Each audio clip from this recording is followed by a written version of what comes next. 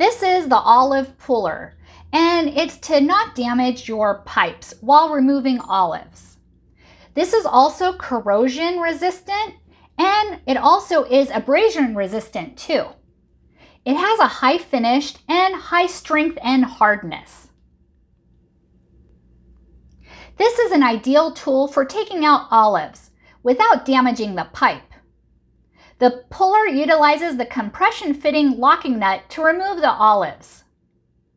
This is suitable for brass pipes with diameters of 1/2 inch and 3/4 inch. The olive puller can also work on air conditioning pipes and is suitable for brass pipes with diameter of 1/2 inch and 3/4 inch. This is made of high quality solid brass, which has high strength and high hardness.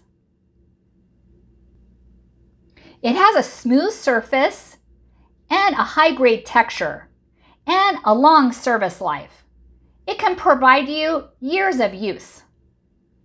The olive puller is easy to operate, and you can work it without reading the manual or with the help of other tools. It reduces work time and your energy. Definitely recommend it for all your olive pulling needs. Thank you for watching, and hope you found this video helpful.